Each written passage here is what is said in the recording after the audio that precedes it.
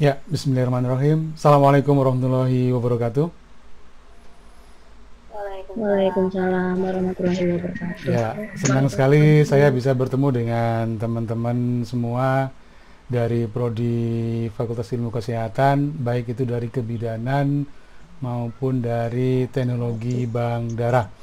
Ya, ini mungkin adalah kuliah perdana kita. Saya berharap Anda bisa memahami apa tujuan ya dari perkuliahan kita selama satu semester ini. Sebelumnya, perkenalkan, nama saya Ahmad Khoiron, biasa dipanggil Pak Coy. Jadi kalau Anda mau manggil saya, nggak usah nama panjang, ya pakai nama panggilan yang biasanya dipakai di kampus, yaitu Pak Coy, C-H-O-I ya, atau Ahmad Coy itu Khoiron ya. Itu simpelnya.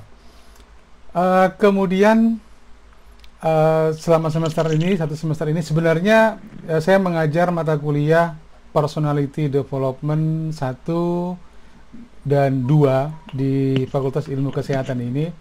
Jadi insya Allah kalau memang nantinya dipercaya lagi, maka semester depan kita akan bertemu lagi ya dengan mata kuliah Personality Development 2. Asal Anda lulus untuk mata kuliah Personality Development 1. Ya, jadi Anda harus lulus, semangat untuk mengikuti kuliah, ya, semangat untuk bisa memahami perkuliahan ini supaya kemudian semester depan lagi Anda bisa bertemu dengan saya lagi dan pada akhirnya Anda akan bosan ketemu dengan saya. Enggak ya? Ya, baik. Saya akan tampilkan nanti, jadi saya masih nunggu, kalau tidak salah jumlah peserta mata kuliah ini ada sekitar 24 peserta ya, gabungan antara kelas TBD dengan kebidanan. Jadi apa sih pentingnya dari kuliah ini? Jadi ada banyak hal yang mungkin perlu Anda pahami mengapa kemudian Anda harus mengikuti dengan baik perkuliahan ini. Pada hari ini saya akan memberikan pengantar ya, perkuliahan kita dimulai tadi dari jam 12.37 dan akan berakhir pada 13.50 ya. Baik, saya akan share screen ya, saya akan tampilkan slide presentasi saya sebagai pengantar. Pada hari ini tugas saya adalah memberikan pengantar untuk mata kuliah Personality Development 1 beserta kontrak perkuliahannya ya. Jadi mungkin saya mohon maaf kalau kemudian perkuliahan kita selama satu semester ini masih menggunakan via online ya, karena masih ini kayaknya Vira ada di kampus ini ya? Oh enggak ya? Tapi ada di kampus. Oh iya betul.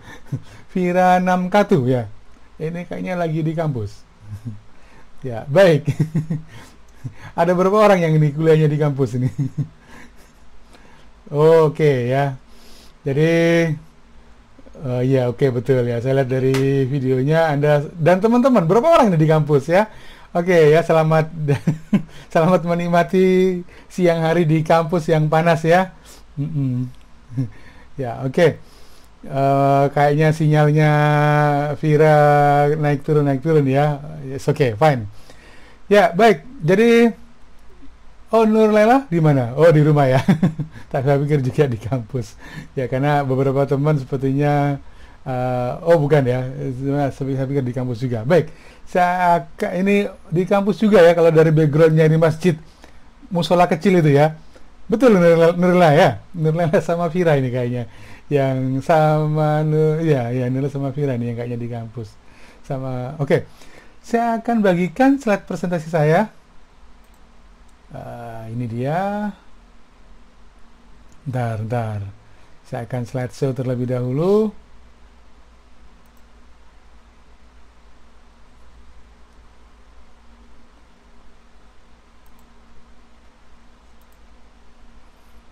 Ya, saya akan slide. Oh ini dia ya. Oke, baik. Ya, baik teman-teman semua, kelihatan ya slide presentasinya? Ya. Oke. Slide presentasinya kelihatan kah? Kelihatan Oh ya, Bapak. oke, kelihatan ya. Yang penting, tapi foto saya di tengah itu kelihatan ya. Yang penting foto saya kelihatan ya. Baik. Kelihatan Ya, baik. Jadi judul mata kuliah kita adalah Personality Development 1. Jadi kalau ada Development 1 berarti nanti akan ada Development 2. Seperti yang sudah saya sampaikan pada Anda tadi semua, bahwa semester depan Anda akan mendapatkan mata kuliah Personality Development 2 lanjutan dari mata kuliah Personality Development 1. Apa titik beratnya? Kalau pada Personality Development 1 lebih pada merencanakan bagaimana meningkatkan kemampuan, bagaimana meningkatkan personality ya, kepribadian Anda. Sedangkan pada Personality Development 2 fokus utamanya adalah pada lebih banyak mengenali gangguan-gangguan mental ya, gangguan contohnya seperti sakit jiwa, seperti narsistik, kemudian psikosomatis ya, itu semua adalah bagian dari gangguan-gangguan yang mungkin kita hadapi dan kita penting ya, perlu untuk bisa kemudian mengatasinya. Ya, baik. Ya, ini adalah kontrak perkuliahan kita. Jadi nama mata kuliahnya adalah Personality Development 1. SKS-nya sebanyak 2. Kemudian dosennya saya sendiri, Ahmad Khairon. Nah, gelar di belakang saya itu Eskom dan MT itu karena saya berasal dari Fakultas Teknik. Jadi saya bukan dokter, saya bukan psikolog, tapi saya adalah dosen di Teknik Informatika, Fakultas Teknik Uni Tomo.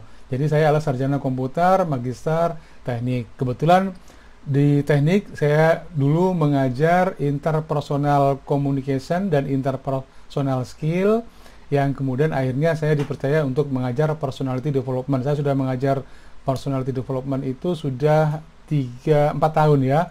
Oke. Kemudian peserta dari mata kuliah ini adalah pendidikan tenaga kesehatan seperti Anda D3 Kebidanan dan D3 Teknologi Bank Darah. Perlu Anda pahami, penilaian saya adalah 20% tugas, 40% UTS, dan 40% UAS. Jadi, saya berharap setiap tugas yang saya berikan, Anda kerjakan dengan senang hati. Kenapa dengan senang hati? Karena sebenarnya tugas itu sebenarnya manfaatnya buat Anda semua.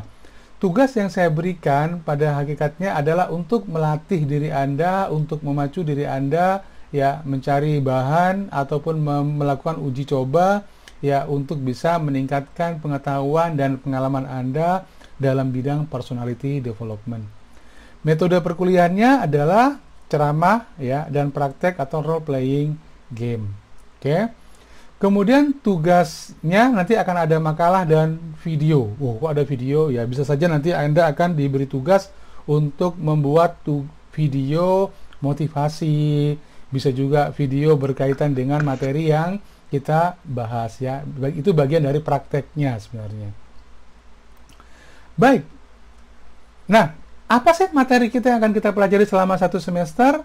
Jadi pokok bahasannya di sini ada pengantar. Jadi pada hari ini kita bahas tentang kontrak perkuliahan dan pengantar personality development. Jadi ada 14 kali pertemuan, 16 kali pertemuan yaitu UTS dan UAS.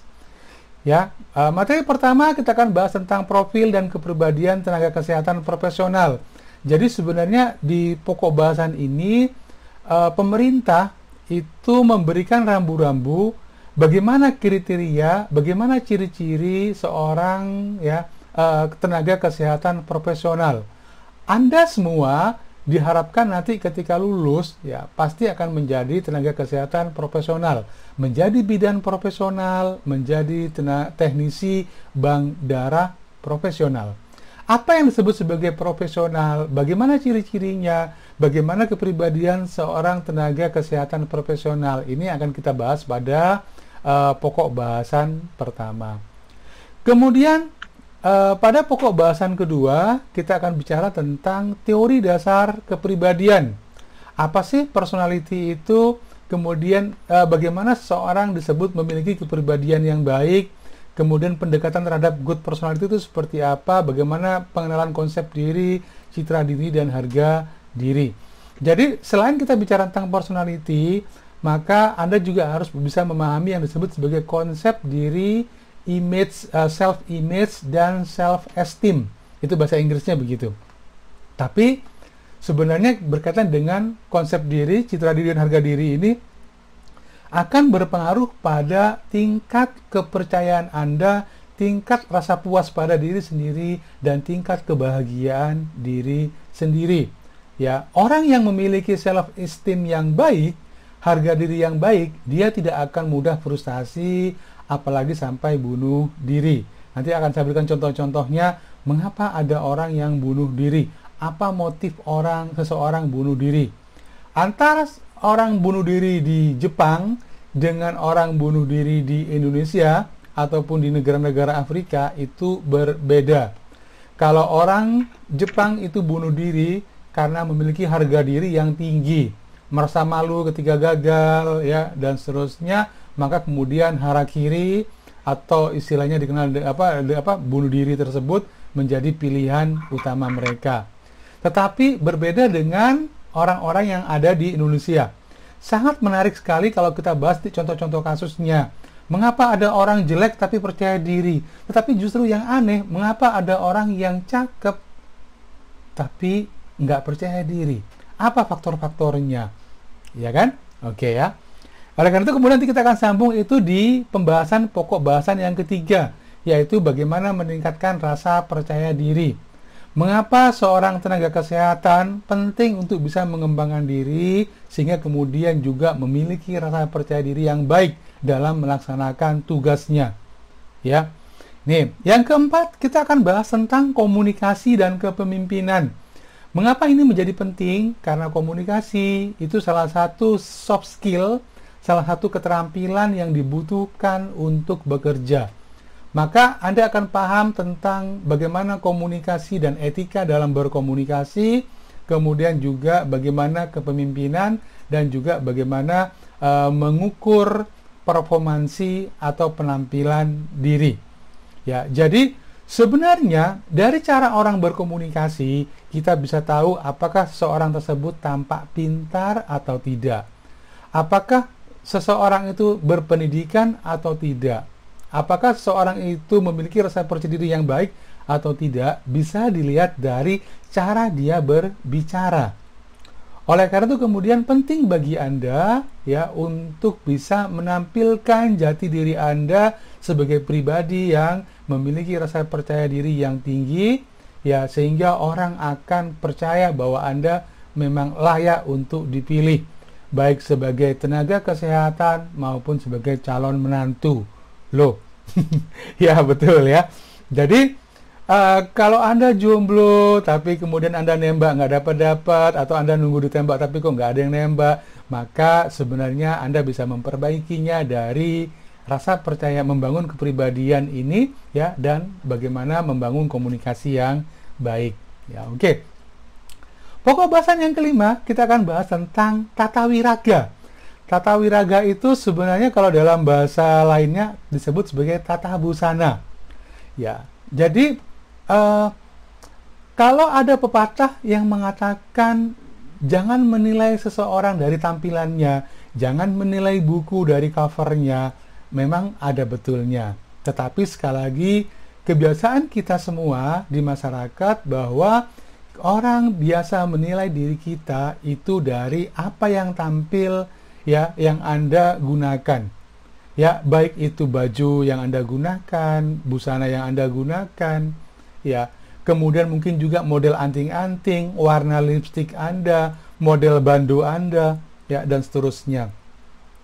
Dalam komunikasi nonverbal, nanti kita akan bahas tentang komunikasi nonverbal juga, bahwa sebenarnya ya, apa yang kita gunakan, ya, bentuk jam tangan, apakah dia di sebelah kiri atau sebelah kanan, warna baju yang Anda gunakan, kemudian potongan rambut, model kacamata, semua itu mengkomunikasikan banyak hal.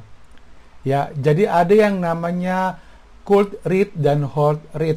Jadi bagaimana membaca seseorang, membaca kepribadian seseorang dari apa yang ditampilkan.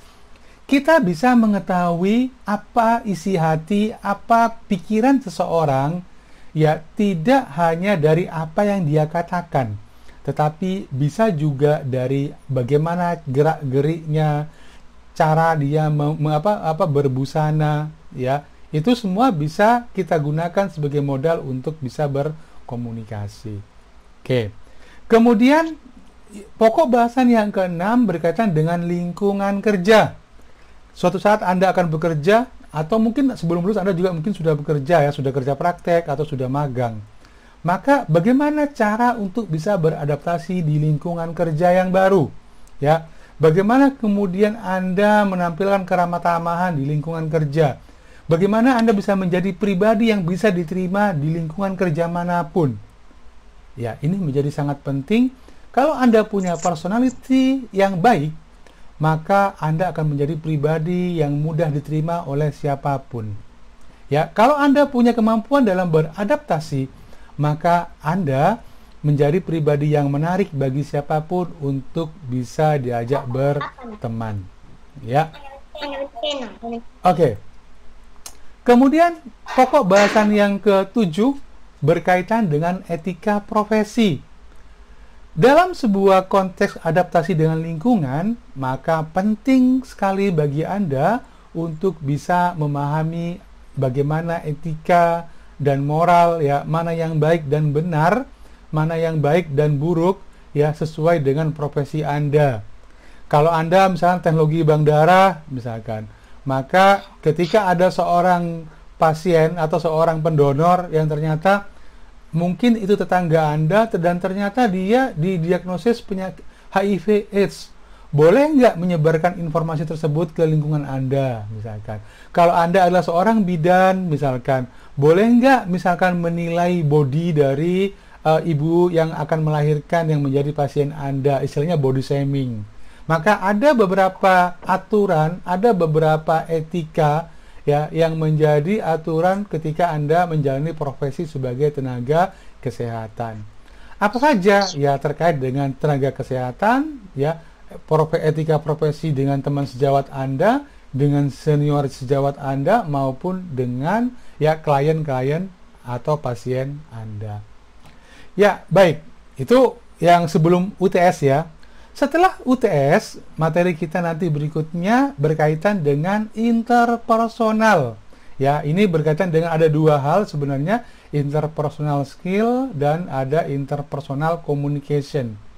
Ya, mengapa ini menjadi penting? Karena sebenarnya kesuksesan seorang dalam membangun relasi sosialnya akan sangat ditentukan oleh kemampuan, keterampilan seseorang, ya, membangun, ya, komunikasi, membangun empati dengan lingkungan sosialnya.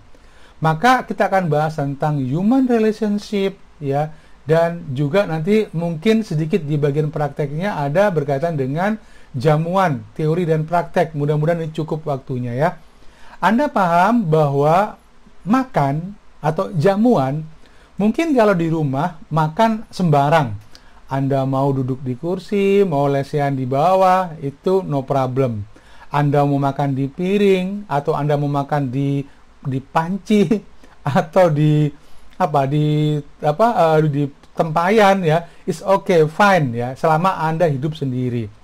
Tetapi ketika Anda hidup di sebuah lingkungan masyarakat, ya, maka sangat penting bagi Anda untuk bisa memahami aturan, ya, etika dan moral, ya, dalam menghadiri jamuan makan. Apa contohnya? Contohnya misalkan ketika Anda, mungkin kalau sekarang kan COVID, ya, boleh nggak sih makan sambil jalan?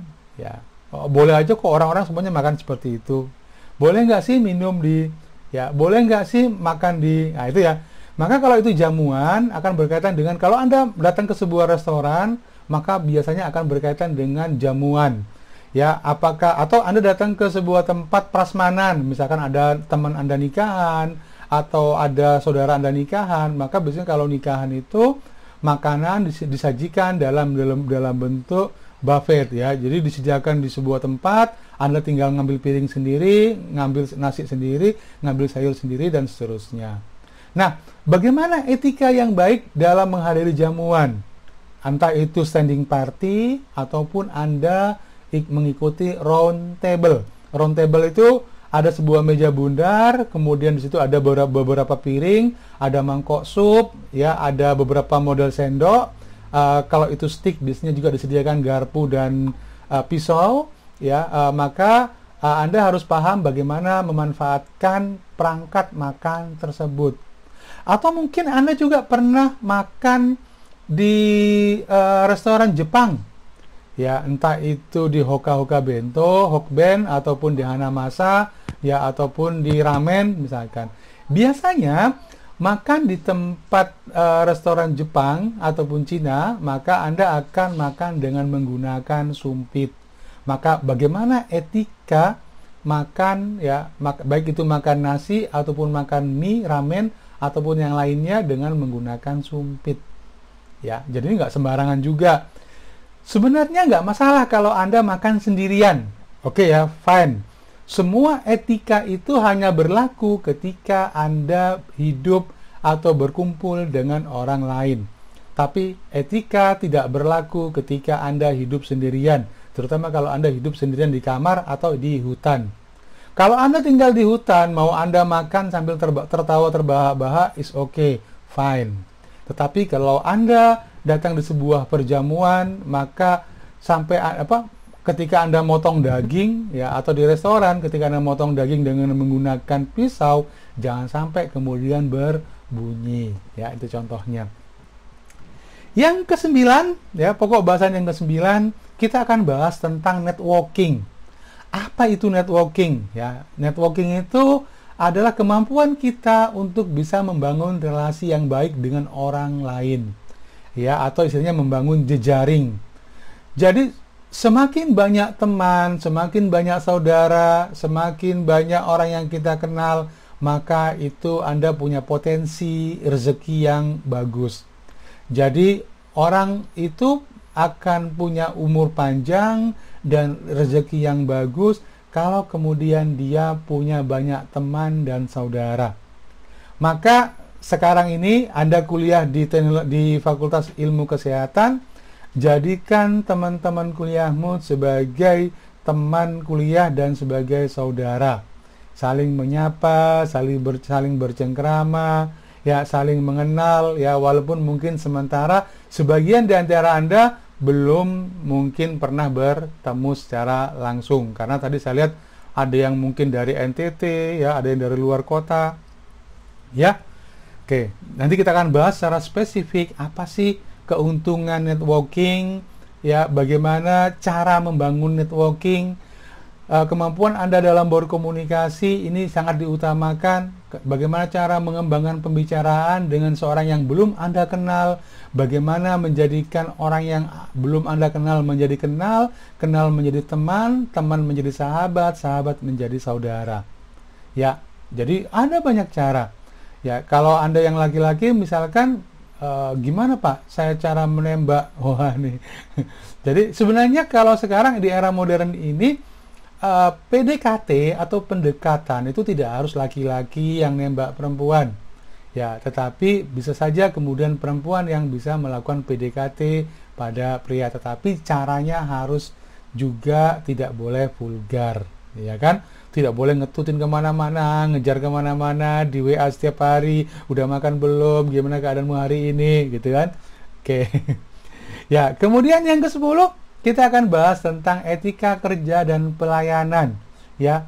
Ini jauh lebih mendalam lagi karena kita akan bahas tentang etika kerja dalam menghadapi klien, dalam menghadapi pasien, dalam menghadapi pendonor, misalkan kalau Anda adalah tenaga kesehatan. Maka apa yang disebut sebagai service excellent? Ya, pada hakikatnya bahwa kita semua, saya juga kalau di kampus, ya, dan Anda walaupun jadi bidan, adalah customer service, ya, atau pemberi pelayanan pada customer. Siapa customer kita? Kalau bidan adalah para ibu hamil, anak-anaknya, dan masyarakat sekitarnya.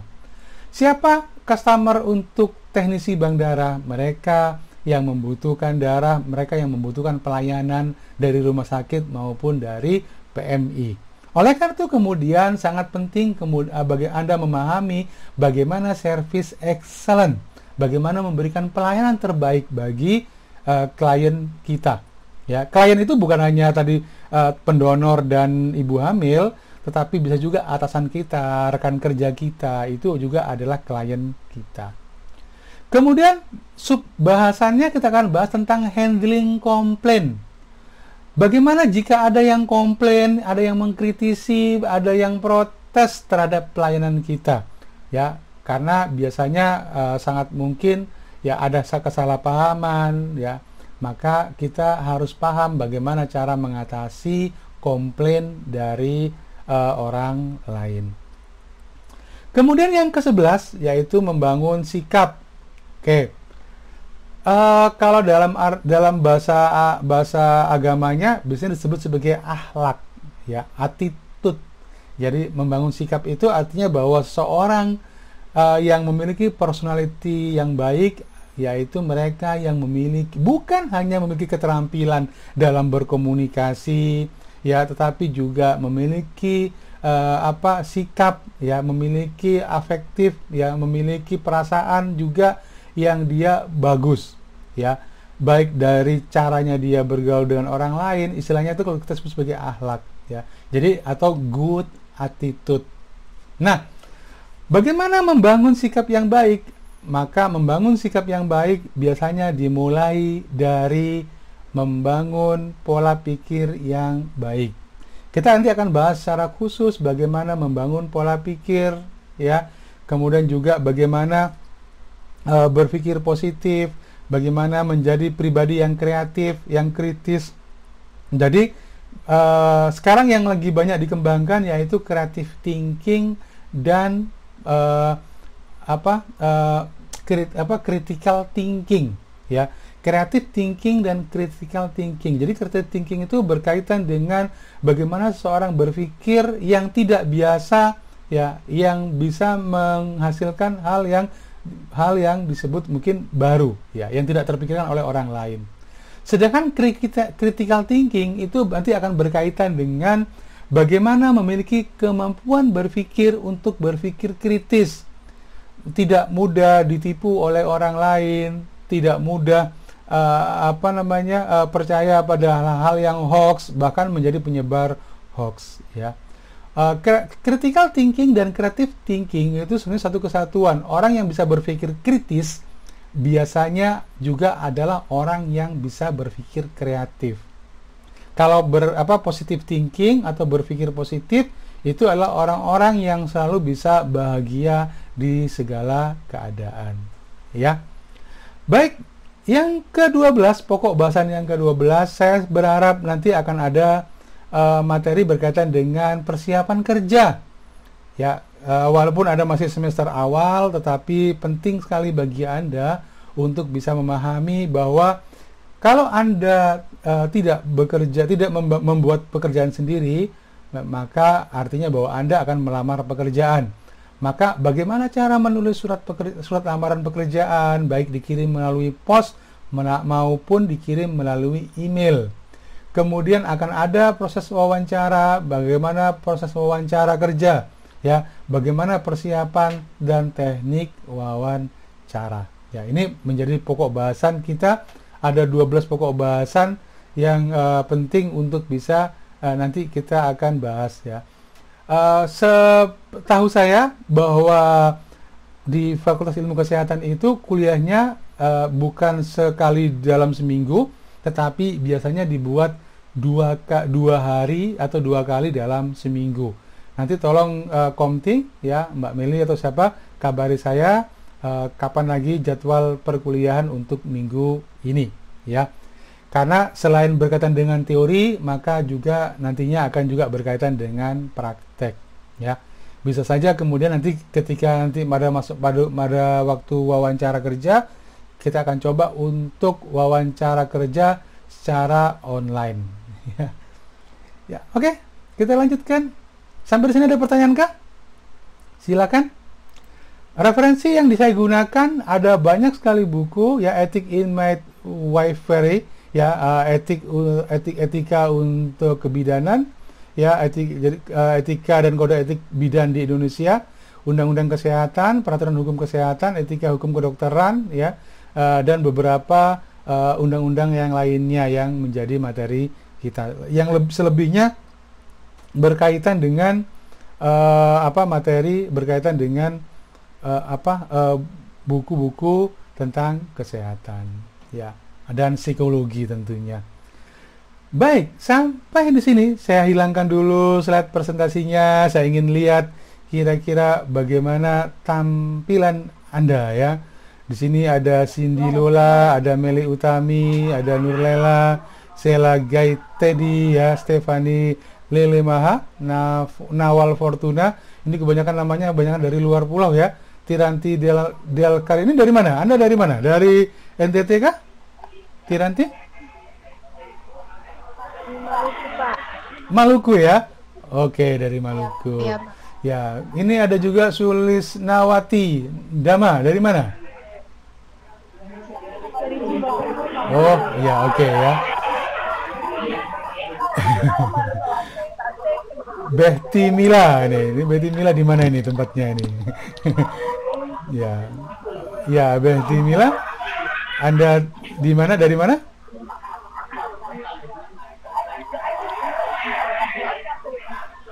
Oke, Behti Mila, tempatnya sibuk ya, kayaknya ya.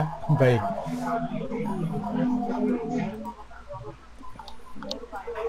Ya, baik. Saya mute semuanya. Kalau tidak ada pertanyaan, saya akan lanjutkan dengan materi berikutnya. Ya, sebentar.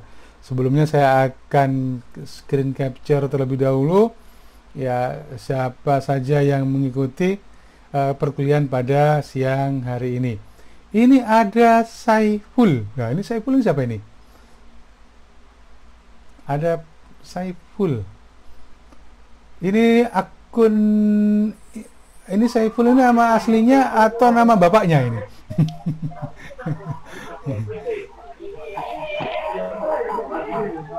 Ya, oke, baik. Ya, baik. Silakan lanjutkan, teman-teman. Kalau ada pertanyaan, langsung Anda nyalakan mikrofonnya. Silakan menginterupsi penjelasan saya, ya. Jadi jangan sungkan-sungkan untuk kemudian Anda menginterupsi, ya, materi yang saya sedang sampaikan. Baik, saya akan lanjutkan ke pengantar perkuliahan, ya. Saya akan share lagi materinya. Kak, saya mau bertanya. Oke, silakan. Tentang berpikir kritis. Oke. Yang mengenai berpikir kritis kan, Pak? Iya. Kan Bapak tadi ada menyinggung tentang menggali informasi. Iya, iya, betul. Ya, menggali informasi. Misalnya kan sekarang kebanyakan itu yang menyebarkan hoax-hoax kan, Pak? Iya, oke. Nah, yang saya tanya, supaya kita mengetahui dasarnya bahwa berita itu benar, cara gali informasi yang benar itu seperti apa, Pak? Iya. Oke. Ya, saya kira pertanyaan bagus dari Mbak Mehti. Panggilannya Mbak Mehti apa Mila ini? Betty, Pak. Oh, Betty, oh ya. Saya namanya Betty ya. Iya. Betty ya. Oke, baik. Iya, Pak. Ya, baik. Pertanyaan bagus. Jadi saat ini kita dihadapi dengan ledakan informasi. Anda tahu istilah ledakan informasi itu, di mana dengan mudahnya media komunikasi, maka kita begitu banyak mendapatkan informasi. Cuman masalahnya adalah apakah informasi tersebut benar atau tidak, gitu ya Mbak Betty ya, hoax atau tidak ya. Jadi ini problemnya. Jadi ada banyak petunjuk bagaimana supaya bisa mengenali apakah informasi tersebut hoax atau tidak. Yang pertama yang perlu Anda pahami adalah jangan mudah untuk membagikan informasi yang Anda belum pasti tahu kebenarannya. Oke, itu yang pertama ya. Kemudian yang kedua, ya, saring ya sebelum sharing. Jadi saring atau pilah-pilah sebelum Anda membagikan informasi. Nah, pertanyaannya adalah bagaimana mengetahui informasi yang kita dapatkan itu benar atau tidak? Maka yang pertama, pahami biasanya hoax itu memiliki kalimat-kalimat yang standar. bagikan gitu kan ya. Jika Anda bagikan kepada orang lain, biasanya begitu, ada kalimat provokatif yang membuat kita seolah-olah itu dapat pahala kalau membagikan, atau itu sangat penting sekali. Bagikan sebelum dihapus, biasanya begitu ya. Itu kalau di beberapa berita atau informasi yang dibagikan lewat WA biasanya. Yang kedua, ciri-cirinya adalah sumbernya tidak jelas. Ya, jadi biasanya sumber yang dibagikan itu kalau itu di website, maka nama websitenya biasanya tidak terkenal. Website berita yang biasanya terkenal itu seperti CNN.com, JawaPost.com, Kompas.com, Detik.com, ya, ataupun Tempo.co misalkan, atau portal-portal berita yang memang mereka memiliki reputasi.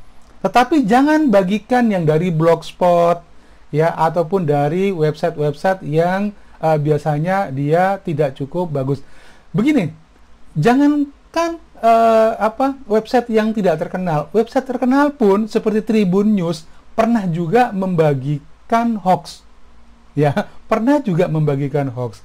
Oleh karena itu kemudian biasanya Anda harus melakukan check and recheck. Kalau ada berita apa, coba cari di website, ya, dengan kata kunci tersebut. Misalkan makan ikan dengan apel akan membuat orang keracunan sianida misalkan, maka Anda cari keracunan sianida ikan apel, cari di Google, ya, maka cari kira-kira ada nggak beritanya. Biasanya sih beberapa website ya seperti Kompas, Detik, mereka memuat beberapa hoax yang paling populer dan tersebar di masyarakat. Ya, jadi itu sementara ya, Mbak Betty, berkaitan dengan cara berpikir kritis. Ya, jadi jangan mudah berpikir kritis itu pada prinsipnya adalah jangan mudah percaya dengan informasi yang kita terima. Pertanyakan apa benar, ya, apa benar informasi ini. Itu nanti ya. Nanti kita akan bahas lebih mendalam lagi di pokok bahasan berikutnya. Ya, baik. Ya, Pak. Terima kasih, Oke, Pak. saya akan lanjutkan materi yang sudah saya siapkan. Baik. Sebagai pengantar pada hari ini, ya, ada banyak pertanyaan yang mungkin perlu Anda perdalam, yaitu apa sih personality development itu, kemudian juga apa persamaannya mungkin dengan, Anda mungkin pernah mendengar istilah personal branding, ya, ada istilah personality development, ada istilah personal branding. Personal branding itu istilah lainnya adalah pencitraan, ya. Jadi kalau kemudian Anda ingin tampak baik di mata orang lain, Anda ingin tampak kelihatan hebat, Anda ingin tampak, ya, bahwa Anda adalah orang yang punya kemampuan, maka itu bisa masuk pada personal branding. Anda bisa saja mengupload di media sosial Anda, di Instagram, bikin status di WhatsApp, ya, atau di Facebook Anda, ya, bahwa hal-hal yang sifatnya positif itu juga masuk pada personal branding. Kalau misalkan Anda nih suka masak misalkan, kemudian Anda masak apa, maka bisa saja setiap hari Anda bisa menyampaikan, membuat status, memposting hal-hal yang berbau masakan. Maka nantinya Anda akan dikenal sebagai si ahli masak. Jadi pada prinsipnya adalah bahwa personal branding itu berkaitan dengan bagaimana mempengaruhi persepsi masyarakat, persepsi orang lain, ya, tentang diri Anda. Tetapi pada personality development itu jauh lebih dari sekedar personal branding. Kenapa? Karena pada personality development, ya, pada hakikatnya adalah bagaimana kita dengan sadar, ya, mencoba untuk memperbaiki diri kita menjadi pribadi yang baik. Jadi kalau begitu, mengapa Anda harus mempelajarinya dan apa manfaatnya? Ya, tentu saja akan berkaitan dengan bagaimana tingkat kebahagiaan diri Anda sendiri. Ya, oke, baik. Kemudian pertanyaannya adalah, ini sebagai brainstorming, ya, sebagai brainstorming untuk Anda pikirkan. Bagaimana menjadi pribadi yang menarik dan menyenangkan bagi lingkungan kita? Anda bisa saja berkata, Pak, saya nggak peduli apakah saya menarik atau tidak, apakah saya disukai oleh orang lain atau tidak. Benar, ya, itu sah-sah saja ketika Anda tidak punya interest untuk bisa menjadi pribadi yang menarik dan menyenangkan bagi lingkungan kita. Tetapi minimal Anda bukan menjadi pribadi yang menyebalkan bagi lingkungan Anda. Ya kan? It's okay ya, kalaupun toh Anda tidak menjadi pribadi yang menarik, tapi minimal ketika orang lain melihat Anda, itu tidak membuat orang lain enak ya dengan Anda, orang ini lagi gitu ya, atau menyebalkan ya, menjadi pribadi yang menyebalkan. Oke, jadi nanti kita akan bahas beberapa filosofi dari menjadi diri sendiri. Kalimat menjadi diri sendiri, ya, frase menjadi diri sendiri itu memang mudah untuk diucapkan, tetapi sebenarnya bagi diri Anda, terutama bagi Anda yang baru masa peralihan dari remaja ke dewasa, maka itu memerlukan perjuangan. Tidak mudah menjadi pribadi yang menarik dan menyenangkan bagi lingkungan kita, ya. Dan juga memang kita tidak bisa menyenangkan semua orang, ya. Kenapa? Karena sebaik apapun diri kita, pasti ya ada saja yang mungkin tidak senang dengan diri kita. Lalu bagaimana kita menyikapinya? Ya kan? Ini yang kemudian menjadi penting bagi Anda. Baik, kemudian bagaimana menciptakan rasa bahagia di segala keadaan dan lingkungan? Kita juga mungkin sebagian dari beberapa materi kita akan kita bahas tentang bagaimana membangun pola pikir. Jadi sekali lagi teman-teman semua, bahwa rasa bahagia itu sebenarnya tidak tergantung Anda keturunan dari siapa bapak Anda, siapa ibu Anda, apakah keluarga Anda utuh atau tidak, apakah Anda tinggal di panti asuhan atau tidak, apakah Anda miskin atau kaya, apakah Anda cantik atau jelek. Semua itu tidak menjadikan seseorang merasa bahagia dan puas dengan dirinya sendiri. Kenapa? Karena sebenarnya bahwa kebahagiaan itu akan tergantung dari pola pikir. Ya, seseorang yang punya pola pikir yang bagus, maka kemudian dia akan bisa menciptakan rasa bahagia di segala keadaan dan segala lingkungan. Ya. Jadi sekali lagi bahwa mungkin Anda berpikir, ya, Anda kata aku dilahirkan dari keluarga kaya, Anda kata aku ganteng, Anda kata aku tinggi, Anda kata aku putih, glowing. Ya. Itu semua adalah angan-angan, ya. Tapi kalau kemudian Anda nanti kita akan bahas tentang citra diri, kemudian self esteem, ya, dan harga diri, maka Anda akan paham bahwa sebenarnya kebahagiaan itu tidak hanya sekedar tampilan fisik dan materi, tapi bahwa kita bisa menciptakan rasa bahagia, ya. Kenapa kita bisa menciptakan rasa bahagia? Karena kita memiliki pikiran untuk bisa menciptakannya. Oke ya. Kemudian bagaimana memotivasi diri sendiri untuk terus menjadi pribadi yang baik dan menebar kebaikan. Jadi sekali lagi bahwa pada prinsipnya ya dari mata kuliah ini sebenarnya adalah bukan hanya sekedar menambah pengetahuan Anda, tetapi membangun kesadaran ya bagaimana Anda semua bisa menjadi pribadi yang baik. Baik menurut siapa? Ya, apa tujuannya kalau saya sudah baik, Pak? Ya, itu yang menjadi penting ya. Oke, jadi mengapa saya harus menebar kebaikan ya? Karena sebenarnya seorang yang paling mulia itu adalah ketika dia bisa memberi manfaat bagi orang lain ya. Ini mengapa kemudian Anda harus punya pribadi yang baik, senang untuk berbuat baik dan menebarkan kebaikan. Ini bukan teori. Oleh karena itu kemudian sekali lagi saya tekankan pada Anda bahwa mata kuliah ini bukan mata kuliah teori, tetapi mata kuliah praktek. Apa yang saya sampaikan pada diri Anda, apa yang saya sampaikan di kuliah ini, semoga bisa menjadi perenungan, semoga bisa mengubah mindset Anda ya, untuk kemudian pada hakikatnya nantinya bisa mengubah perilaku Anda, mengubah kebiasaan Anda, mengubah karakter Anda, dan pada akhirnya bisa mengubah nasib Anda menjadi pribadi yang baik. Jadi, Pak, saya itu senang berbuat baik karena saya berharap orang lain baik pada diri saya. Oke, fine, apapun motivasi diri Anda.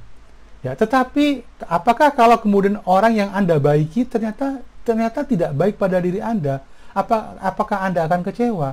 Mungkin iya. Ya, oke. Tetapi ketika Anda berbuat baik karena Anda memang senang, hobi ya, berbuat baik, maka Anda akan selalu senang walaupun tidak ada orang yang tahu, tidak ada orang yang memuji Anda, atau bahkan orang yang Anda baiki juga tidak membalas kebaikan diri Anda. Oke, fine. Ya.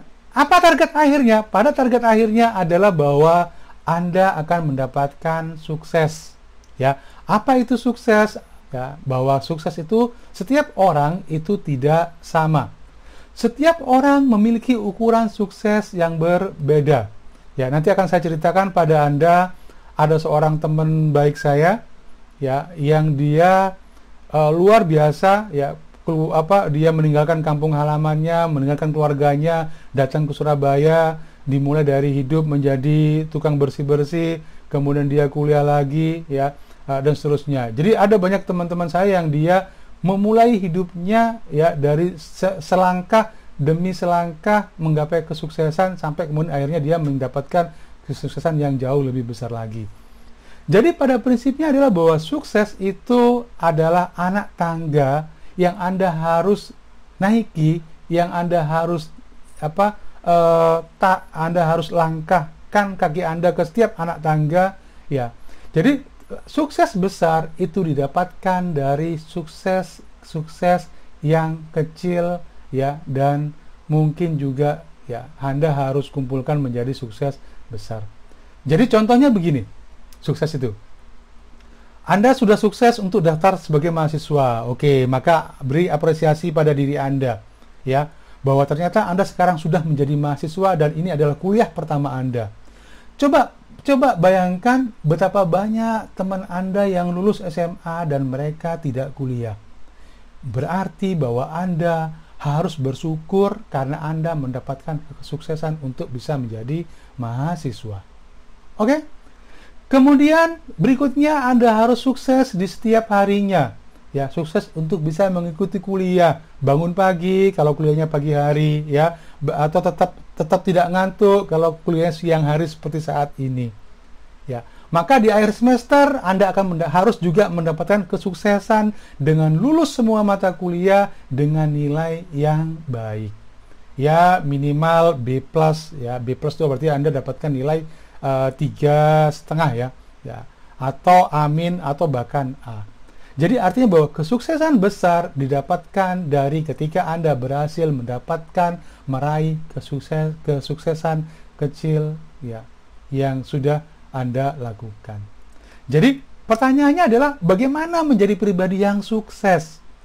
Ya, maka tentu saja adalah bahwa Anda harus berjuang untuk bisa mengalahkan diri Anda sendiri. Ya, nanti kita akan bahas tentang bagaimana merencanakan hidup Anda, bagaimana merencanakan membangun personality Anda menjadi jauh lebih baik lagi.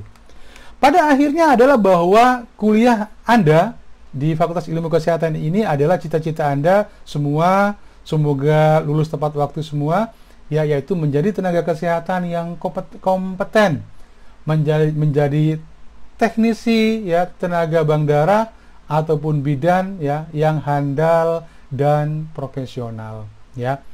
Jadi ini harapan utamanya. Baik, ya kita akan masuk pada. Jadi hari ini ya ada hal yang mungkin penting untuk Anda ingat baik-baik, bahwa hari ini harus lebih baik daripada hari kemarin.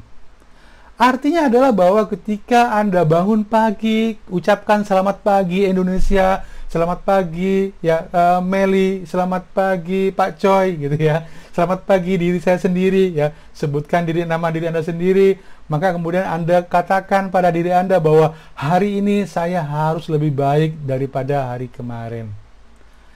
Oke? Pertanyaannya adalah apa yang lebih baik ya? Mengapa harus lebih baik? Ya, sekali lagi ingat bahwa kita semua termasuk saya dan Anda itu menempati ruang dan waktu. Dimensi yang kita tempati itu adalah ruang. Ruang kita ada di mana? Ruang kita ada di bumi ini. Ya, ruang kita bukan di dunia maya atau di dunia hayalan, tapi kita hidup di alam dunia ini. Oke. Kemudian kita juga hidup di waktu. Waktu tidak pernah berhenti, waktu tidak pernah bisa dikurangi atau mundur. Tapi waktu akan terus bergerak maju, menjadi tua itu pasti, menjadi dewasa itu pilihan. Anda setiap detiknya akan bertambah, ya, usia Anda berkurang, umur Anda bertambah, usia Anda berkurang, umur Anda. Artinya yang tadinya Anda baru lahir, Anda bayi, maka Anda menjadi anak-anak, Anda anak-anak berubah menjadi Anda menjadi remaja. Ketika kemudian Anda bangun tidur, makan, nonton TV, nonton K-pop, nonton drama Korea, tidur lagi, bangun lagi, ketawa-ketawa sendiri, nonton film lagi, ya. Tahu-tahu Anda sudah ulang tahun berikutnya, tahu-tahu Anda sudah ulang tahun berikutnya. Tanpa terasa ternyata Anda sekarang sudah menjadi masuk pada usia dewasa. Sekarang mungkin Anda berada pada usia dewasa ini, ya, usia 18 tahun, 19 tahun, saya kira itu adalah peralihan dari remaja ke dewasa. Kalau di usia sebelum 18 tahun, 17 tahun, Anda masih dikatakan sebagai remaja, masih di bawah umur. Kalau Anda mau menikah, biasanya dilarang. Ya, tapi kalau Anda sudah usia 18 tahun, maka Anda boleh dikatakan sebagai pemuda atau bahkan juga dikatakan sebagai dewasa. Ya.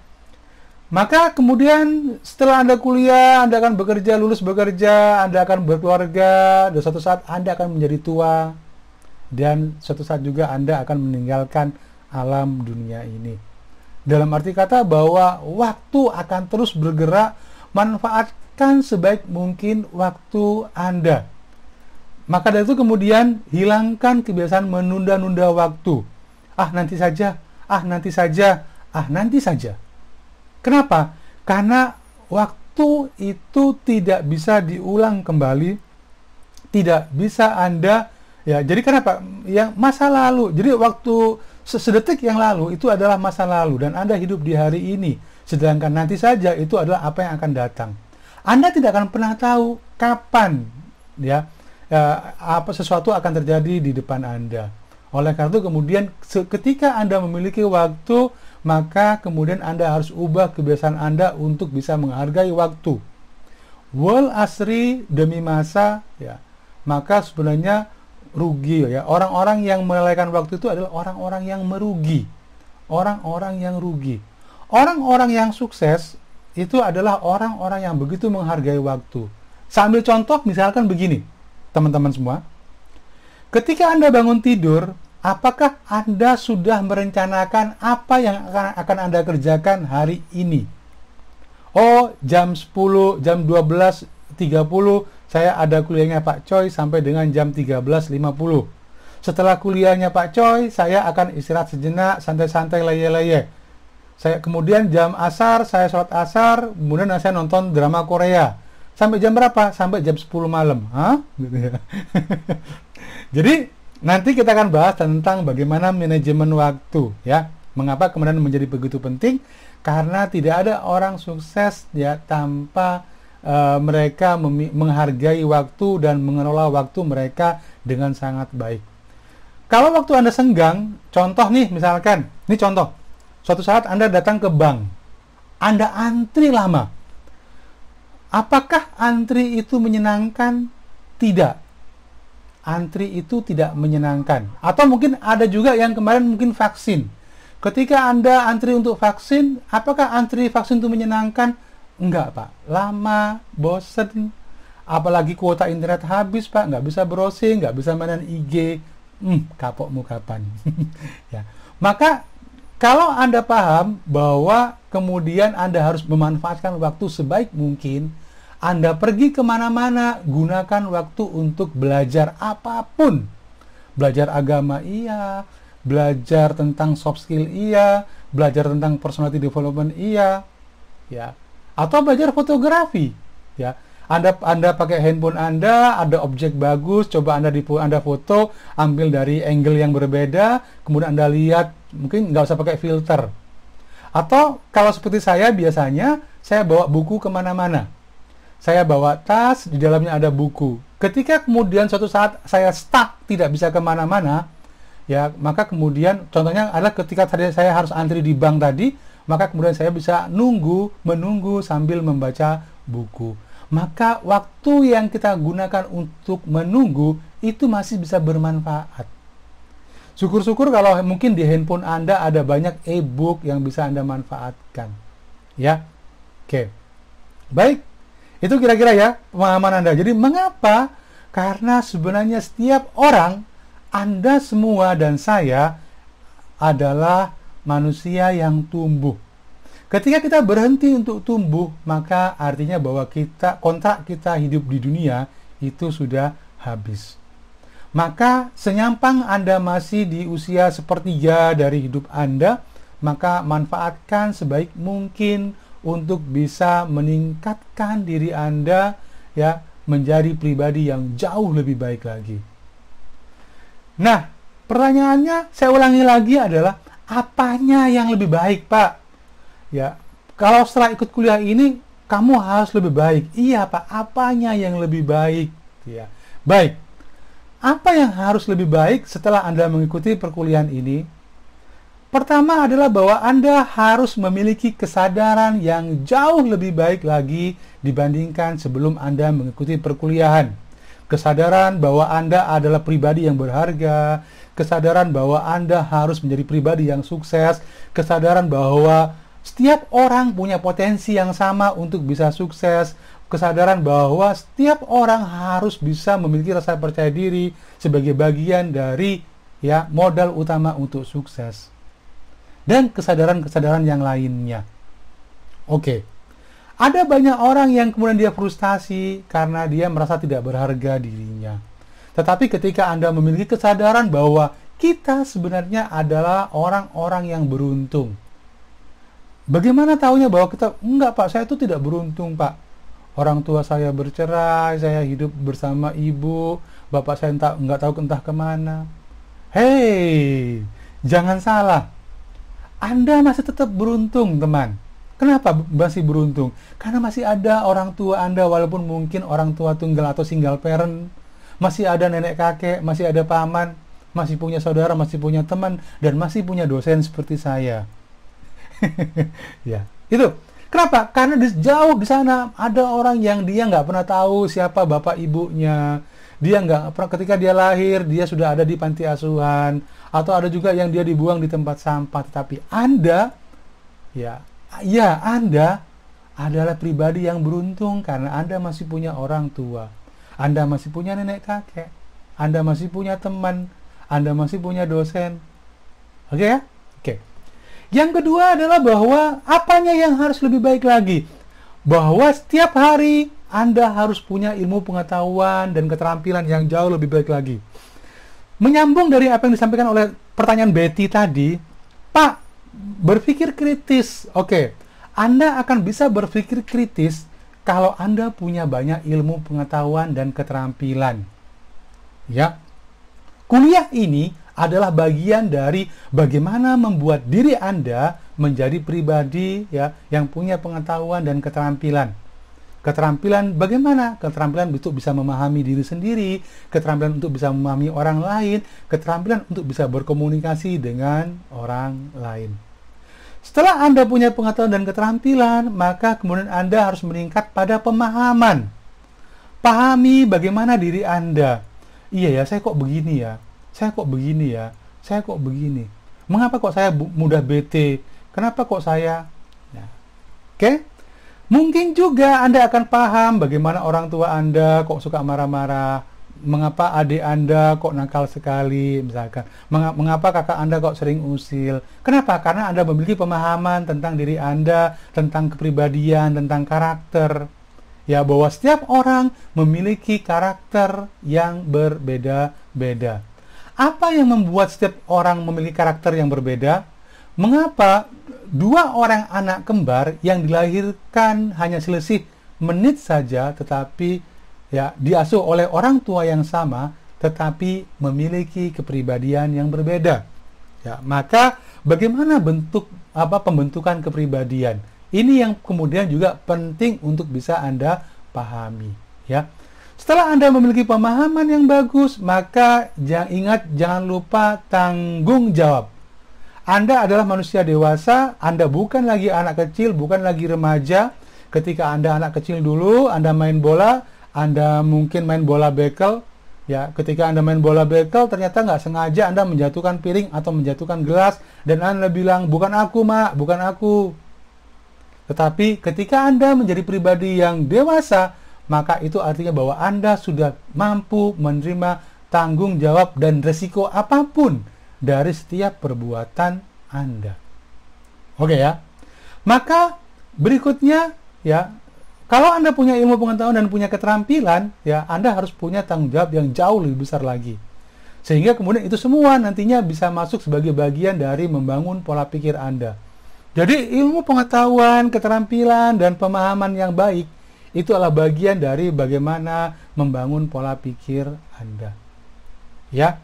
Jadi contoh misalkan, oh iya, saya sekarang ini adalah manusia dewasa. Kalau tadinya di rumah, kemudian biasanya semua hal dilayani oleh ibu, cuci-cuci pakai ibu, nyiapin masakan ibu, ya, nyapu-nyapu di rumah juga ibu, maka kemudian ada pola pikir yang berubah dalam diri Anda, bahwa Anda juga tinggal di rumah itu tidak tinggal seperti di hotel, tapi Anda tinggal bersama dan orang tua Anda punya pola pikir yang bagus, dan kemudian apa yang Anda lakukan? Punya tanggung jawab yang sama dengan orang lain di rumah itu, maka Anda juga kemudian bekerja, membersihkan rumah, mengatur rumah, karena Anda punya tanggung jawab. Itu namanya disebut sebagai pola pikir. Jadi kesadaran, ya, pemahaman, ya, tanggung jawab itu adalah bagian dari bagaimana pola pikir seorang itu dibangun. Ya, kuliah ini juga adalah bagian dari bagaimana membentuk pola pikir Anda menjadi jauh lebih baik lagi. Nanti kita akan bahas di bagian berikutnya. Setelah pola pikir Anda bagus, maka kemudian itu akan berdampak pada sikap Anda. Kalau tadinya Anda itu seringkali nyinyir di IG, misalkan ada orang apa gitu ya, wah apa itu gitu ya, nyinyir, apalagi kalau sampai ngirim komentar yang tidak bagus, maka kemudian nantinya Anda harus jauh lebih baik lagi ya dalam, oh waktu kita kurang 10 menit ya, nggak serasa, oke saya percepat aja.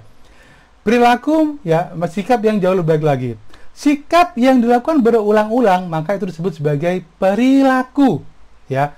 Perilaku itu adalah kebiasaan ya, sikap yang dilakukan secara berkelanjutan, secara berulang-ulang, maka kemudian ini disebut sebagai karakter ya. Maka sekali lagi ada perubahan juga dalam diri Anda, bahwa semua yang Anda lakukan ya, semua itu adalah amal ibadah Anda. Kalau Anda adalah orang yang beragama ya, terutama yang muslim ya, maka sebenarnya Anda kuliah, Anda menyimak pembicaraan, Anda berperilaku baik, itu adalah bagian dari amal ibadah. Ya, maka kemudian Anda menjadi kebiasaan, pada ketika kemudian menjadi karakter, maka menjadi nasib. Karakter-karakter yang baik, orang yang punya karakter yang baik, punya kebiasaan yang baik, ya, menghargai waktu, menghargai orang lain, berkomunikasi tanpa banyak berkeluh kesah, ya, maka biasanya memiliki nasib yang baik. Jadi, bila Anda ingin punya nasib yang baik, maka milikilah karakter diri Anda yang baik. Untuk bisa memiliki karakter yang baik, maka kemudian ya, ubah kebiasaan Anda ya, hilangkan kebiasaan buruk Anda, bangun kebiasaan baik Anda. Ya, dengan perilaku yang kecil, mulai dari bangun tidur, merapikan tempat tidur Anda sendiri, datang ke tempat kamar mandi, tidak menunda pekerjaan untuk sholat atau untuk belajar, ya, menghargai waktu dengan mengisi semua waktu Anda, ya, tidak hanya bersenang-senang, tapi juga kemudian ya belajar, ya, meningkatkan keterampilan Anda. Dan itu semua harus dimulai dari membangun pola pikir yang positif. Ya, nanti kita akan bahas tentang 3 kemampuan dasar manusia, tapi pada prinsipnya adalah bahwa manusia itu punya kemampuan dalam beradaptasi, punya kemampuan mengevaluasi diri, dan punya kemampuan untuk menetapkan tujuan. Oleh karena itu kemudian sebenarnya manusia itu dimanapun dia tinggal, dengan siapapun dia berada, maka sebenarnya dia bisa beradaptasi. Sama seperti bunglon. Kalau bunglon kan dia hanya beradaptasi dari segi warna kulitnya. Tetapi manusia itu bisa beradaptasi dari segi kemampuan dalam berpikir, mungkin juga makanan, perilakunya, ya, dan komunikasinya. Kemampuan mengevaluasi diri. Nanti kita akan bahas tentang bagaimana kemampuan untuk bisa mengevaluasi diri. Untuk bisa menjadi pribadi yang jauh lebih baik lagi, maka Anda harus bisa mengenali diri Anda sendiri. Bagaimana bisa mengenali diri sendiri? Maka Anda harus bisa memahami bagaimana metode assessment. Kemampuan untuk bisa mengevaluasi diri ini harus Anda miliki, ya. Dan yang terakhir adalah kemampuan untuk bisa menetapkan tujuan. Jika Anda ingin hidup bahagia, Anda hidup tidak membosankan, maka Anda harus punya tujuan. Tujuan jangka menengah Anda hari ini adalah Anda akan lulus sebagai tenaga kesehatan, baik itu bidan maupun teknisi bank darah. Itu berarti Anda sudah punya tujuan hidup. Anda harus punya tujuan hidup yang jauh lebih baik lagi. Apa misalkan, saya akan menikah pada usia segini Pak, saya harus bekerja di sini Pak, saya nanti suatu saat akan membangun rumah sebesar ini Pak, dan seterusnya. Itu namanya menetapkan tujuan. Saya harus bisa, dan seterusnya, bisa ini, bisa itu. Itu adalah bagian dari menetapkan tujuan, ya. Jadi pada bagian ini personal development itu berkaitan dengan bagaimana kemampuan Anda untuk bisa merencanakan, ya, membangun kehidupan diri sendiri. Teman-teman semua, pahami bahwa setiap orang memiliki kecerdasan, memiliki potensi kemampuan yang berbeda-beda. Ada orang yang mungkin dikaruniai suara yang bagus, tetapi kemudian mungkin dia tidak terlalu suka senam. Ada orang yang mungkin pintar matematika, tetapi dia tidak terlalu pandai berkomunikasi atau berkata-kata. Ada orang yang mungkin fotogenik, dikaruniai kemampuan untuk bisa paham bagaimana memotret dengan angle tertentu, tetapi mungkin juga ada orang yang tidak tahu bagaimana cara moto yang baik, ya, walaupun dia sudah belajar. Artinya adalah bahwa kecerdasan setiap orang, Tuhan menganugerahi kita, ya, dengan berbagai macam kecerdasan. Tetapi mungkin tidak semuanya. Jadi ketika Anda mungkin pintar matematika tapi tidak pintar main musik, suara Anda jelek, maka tetaplah Anda bersyukur. Apapun yang Tuhan berikan pada diri kita, maka syukuri dengan sepenuh hati. Kenapa? Karena ketika Tuhan menutup satu pintu, maka bisa saja kemudian Tuhan membuka pintu yang lainnya. Ada seorang yang dia tidak punya tangan, tidak punya kaki, ya, mungkin kalau nanti saya contohkan di berikutnya, tetapi dia luar biasa, ya, dia menjadi seorang motivator, ya. Ada seorang motivator dari Australia yang dia lahir cacat, tidak punya tangan, tidak punya kaki, tapi dia menjadi motivator internasional. Ada juga bukan Lee Min Ho, ya, itulah artis Korea itu. Seorang pianis dari Cina yang dia terlahir dengan cerebral palsy, jadi dia IQ-nya rendah, kemudian tangannya cacat, ya, tidak berkembang, tapi dia pintar main piano dengan kakinya. Dengan kakinya, bukan dengan jari tangannya. Ya, kenapa? Karena ketika Tuhan menutup satu pintu, maka sebenarnya juga Tuhan akan membuka pintu yang lain. Maka kenali potensi diri Anda, ya. Anda itu kira-kira punya kemampuan di mana? Punya kemampuan di logika kah? Punya kemampuan di matematika kah? Atau juga Anda mungkin senang di senam, atau mungkin di musik, ataupun yang lainnya. Jadi itu yang penting untuk Anda. Ya, jadi pada dasarnya adalah bahwa personality development itu kita semua nanti akan membahas tentang apa yang akan Anda perbaiki dari diri Anda. Pak, saya punya kelemahan di suka bete, Pak. Pak, saya punya kelemahan di suka menunda-nunda waktu, Pak. Pak, saya orangnya itu susah, saya orangnya introvert, Pak. Kadang-kadang kalau saya berhadapan dengan orang, saya seringkali grogi, Pak. Pak, saya itu. Ya. Jadi ada banyak hal. Pak, saya itu orangnya nggak kreatif, Pak. Pak, saya itu orangnya kurang termotivasi, Pak. Maka kemudian kita akan bahas tentang bagaimana merencanakan, ya, untuk bisa menjadi pribadi yang jauh lebih baik lagi. Apa yang lebih baik, ya, kira-kira, ya. Nanti ada banyak hal tadi, ya, yang kita akan bahas. Jadi sekali lagi bahwa selamat untuk Anda semua, ya, yang sudah bergabung di mata kuliah ini.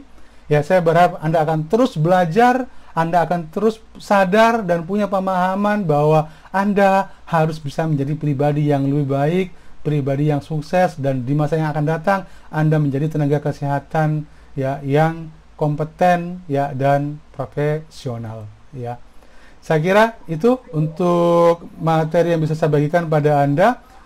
Sebagai bagian akhir, saya persilakan Anda untuk bertanya ya. Silakan. Tanya, Pak. Ya, silakan.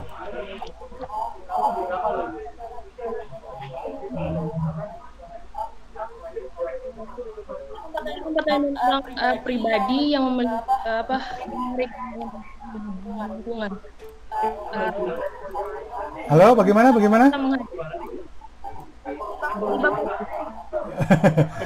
Panggilannya siapa? Mbak Stefania atau Mbak Maha ini? Tadi yang tanya siapa? Mbak Betty apa Mbak Stefania tadi? Stefania? Oh, sebentar, saya mute lagi. Oke, saya mute lagi biar yang tadi tanya bisa. Oke, siapa tadi yang mau tanya? Silakan. Saya, Pak. Iya, silakan.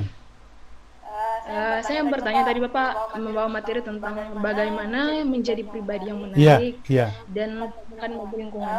Pertanyaannya begini Pak, bagaimana cara kita menyikapi ketika menghadapi orang yang antisosial? Oh, oke. Ya, ansos atau antisosial. Jadi begini. Ntar, ini saya close dulu. Jadi gini. Ada perbedaan antara introvert dengan antisosial. Orang-orang yang introvert, mereka punya kecenderungan untuk menarik diri dan tidak bergaul dengan lingkungannya. Tetapi orang yang introvert bukan berarti kemudian dia antisosial. Orang-orang yang antisosial punya kecenderungan bahkan destruktif. Ya, Anda pernah tahu mungkin dari kelompok anarki. Kelompok anarki itu adalah kelompok yang antisosial, tapi sebenarnya mereka adalah orang-orang yang tergabung membuat ruang lingkup sosial sendiri. Bagaimana menghadapi mereka? Ya, pada hakikatnya bahwa sebenarnya ada banyak orang yang mereka antisosial, tapi karena mereka punya pikiran bahwa mereka menganggap tidak ada manfaatnya bergaul dengan lingkungan sosial. Mengapa bisa ada orang yang antisosial? Bisa banyak hal. Bisa karena dia pernah menjadi korban bully. Ingat ya, di SD kalau kita pakai sepatu bagus atau di SMP kalau kita pakai sepatu bagus baru, biasanya ada saja teman kita yang nginjak ya. Sepatu baru terus diinjak gitu kan ya. Itu kan bully juga kan. Ada juga yang mungkin kadang-kadang jadi macam-macam bulinya. Ya entah itu karena, tapi pada prinsipnya ya orang-orang yang antisosial itu juga sebenarnya masuk pada penyakit kejiwaan. Kalau yang introvert bukan, itu satu hal yang lumrah atau wajar. Tapi mereka yang antisosial itu kalau kemudian mereka tidak disadarkan akan gejala yang mereka hadapi, maka itu juga suatu saat juga bisa berbahaya. Kalau Anda pernah tahu di Amerika ada banyak kasus penembakan. Jadi gini ceritanya. Ada seorang anak Korea, dia keturunan Korea yang dia itu sekolah di Amerika karena orang tuanya di Amerika, pindah ke Amerika. Maka sejak dia SD sampai dia SMA, dia selalu dibully dengan orang sipit gitu ya. Pokoknya dia dibully karena dia keturunan Asia. Kadang-kadang juga dia dibully secara fisik maupun secara verbal. Jadi ingat, bully itu bukan hanya secara fisik dengan kekerasan fisik, tapi bisa juga dengan kekerasan verbal atau dengan ucapan ya. Maka kemudian setelah dia lulus dari SMA, dia kuliah, ya sampai kemudian dia dewasa, dia bisa memiliki senjata api.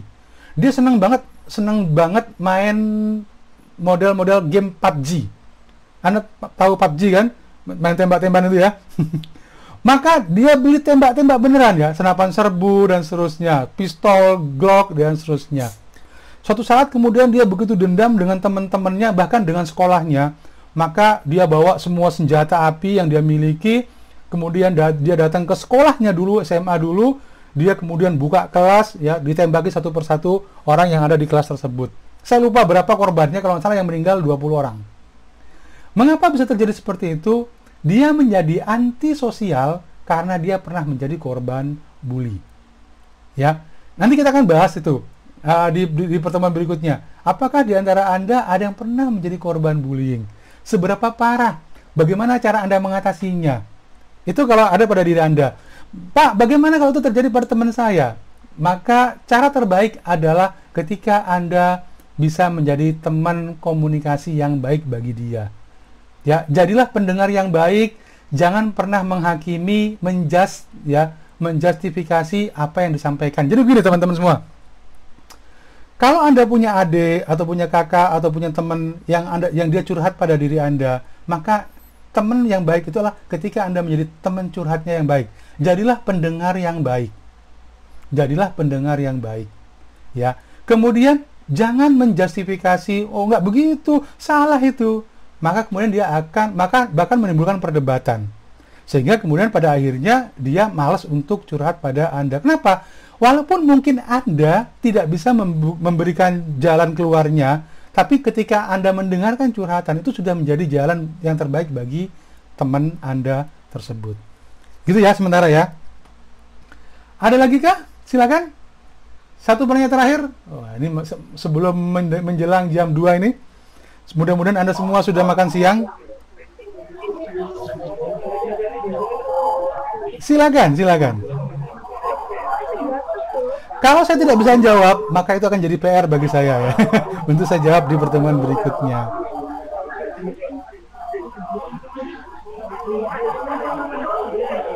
Sebentar. Ini Mbak Betty, ada yang tanyakan?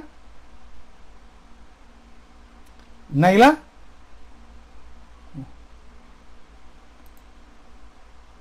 Ya, oke. Kalau tidak ada, baik. Teman-teman semua, jadi ini akhir dari program kita pada hari ini. Ada beberapa hal yang saya sampaikan pada Anda, bahwa mata kuliah ini sebenarnya bukan mata kuliah teori, tapi mata kuliah yang berkaitan dengan diri kita sendiri, mata kuliah yang berkaitan dengan diri Anda sendiri. Jadi yang kita bicarakan sebenarnya adalah diri kita sendiri. Ya, jadi pada prinsipnya adalah bagaimana semua orang, ya, bagaimana diri kita semua bisa menjadi pribadi yang jauh lebih baik lagi. Pribadi yang dia punya rasa percaya diri, pribadi yang pandai bersyukur, ya, pribadi yang bahagia dengan apapun yang dihadapi dalam kondisi apapun. Ya, saya kira demikian untuk pertemuan kita pada hari ini. Terima kasih atas kehadiran Anda, ya, kuliah Anda yang menyimak kuliah pertama ini. Ya, saya senang menatap wajah Anda semua, ya, penuh semangat, ya. Oke, sehat, jaga kesehatan, ya. Assalamualaikum warahmatullahi wabarakatuh. Waalaikumsalam warahmatullahi wabarakatuh. Ya, silakan meninggalkan tempat.